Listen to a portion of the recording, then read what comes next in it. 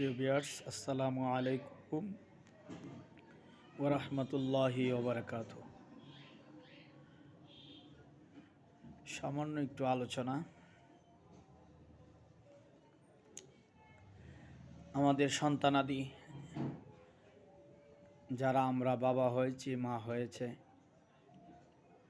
Guardian, আমাদের জবাবদিহিতা কিন্তু অনেক গার্জিয়ান আছে নিজে নামাজ পড়ে না, সন্তানাদিকেও নামাজের কথা বলে না। অনেক গার্জিয়ান আছে নামাজ পড়ে কিন্তু সন্তানাদি নামাজ পড়ে না। সেজন্যে আপনি তাদেরকে নামাজের দাওয়াত দেন, আমরা সবাই যেন নামাজি হই। আপনিও নামাজি, আপনার স্ত্রী নামাজি, আপনার সন্তানাদি নামাজি। নামাজ পড়লে পড়ুক, না পড়লে নাই, কিন্তু আপনি নামাজের তাকিদ দিবেন। এটা আপনার অনেক বড় একটা দাওয়াত। আপনার ফ্যামিলিকে আপনি নামাজের দাওয়াত দেন, সঠিক কথা বলেন। আপনার ফ্যামিলির মানুষকে আপনি সঠিক পথে চলানোর তৌফিক দিবেন আল্লাহ। আপনার উসিলা, আপনি শুধু উসিলা চেষ্টা করবেন। আপনার সন্তান যদি পবিত্র কোরআনুল কারীম না শিখে, আপনার সন্তান যদি নামাজি না হয়, আপনার মেয়ে যদি নামাজি না হয়, এটার জবাবদিহি কিন্তু আপনাকে, আমাকে, গার্জিয়ান যারা, তাদের করতে হবে। সাপোজ যদি মনে করেন কোনো সন্তান জাহান্নামী হয়ে যায়, তখন আল্লাহ রব্বুল আলামিন ওই সন্তানকে বলবে তুমি জাহান্নামে চলে যাও। সে জাহান্নামের দরজার সামনে গিয়ে কাঁদতে থাকবে। আল্লাহ রব্বুল আলামিন জিজ্ঞাসা করবে তুমি কেন কাঁদো?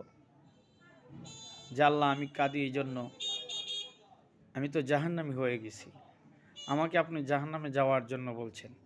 আমি একা একা জাহান্নামে যাব না, আমি আমার মাকে, আমার বাবাকে নিয়ে আমি জাহান্নামে যাব। কেন?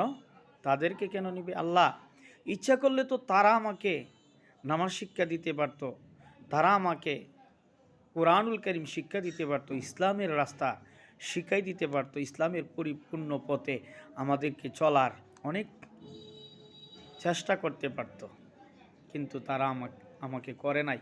সেই জন্য আজকে আমি জাহান্নামী, তাই আমি তাদেরকে সহ জাহান্নামে যাব। তদ্রূপ যদি আপনার সন্তান জান্নাতি হয়ে যায়, জান্নাতের গেটের সামনে গিয়ে কাঁদতে থাকবে, তখন আল্লাহ জিজ্ঞাসা করবে তুমি কাঁদো কেন? তখন ওই সন্তান বলবে আল্লাহ, আমি তো আজকে জান্নাতি হয়েছি আমার মা বাবার কারণে। আমার মা আমাকে অনেক শাসন করেছে, আমার বাবা আমাকে অনেক শাসন করেছে, বলেছে তুমি নামাজ পড়ো, তুমি কোরআনুল কারীম শিক্ষা করো, তুমি ইসলামের পথে চলো, ইসলাম শিক্ষা করো।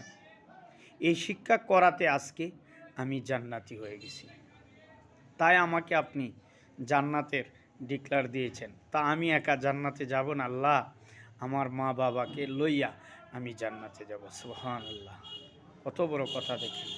সেজন্য প্রিয় ভিউয়ার্স যারা শুনছেন, আপনারা যদি গার্জিয়ান হয়ে থাকেন, তাহলে আপনাদের সন্তানাদিকে কোরআনের শিক্ষার জন্য চেষ্টা করেন, হাদিসের শিক্ষার জন্য চেষ্টা করেন, নামাজের শিক্ষার জন্য চেষ্টা করেন। আপনি হাতে ধরে আপনার সন্তানকে নামাজে নিয়ে যান, আপনার স্ত্রীকে নামাজের কথা বলুন, আপনার সন্তানকে নামাজের কথা বলুন, আপনার ফ্যামিলির মানুষ যারা আছে তাদেরকে নামাজের কথা বলুন। আপনি নিজেও নামাজ পড়ুন, তাদেরকেও নামাজের জন্য তাকিদ দেন। আল্লাহ রব্বুল আলামিন পবিত্র কুরআনুল কারীমে বলছেন, ইয়া আইয়ুহাল্লাযীনা আমানু, হে ঈমানদারগণ, কু আনফুসাকুম, তুমি নিজে বাঁচো, ওয়া আহলিকুম নারা, এবং তোমার আলী আওলাদকে জাহান্নামের আগুন থেকে বাঁচাও। সুবহানাল্লাহ, পবিত্র কুরআনুল কারীমে আল্লাহ বলেছেন।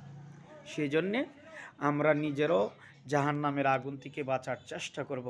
আমাদের আলী আওলাদ যারা আছে তাদেরকেও জাহান্নামের আগুন থেকে যেন রব্বুল আলামিন রক্ষা করেন, মুক্তি দেন, সে তৌফিক যেন রব্বুল আলামিন আমাদেরকে দান করেন। সকলে বলি আমিন। আসসালামু আলাইকুম ওয়া রাহমাতুল্লাহি ওয়া বারাকাতুহু।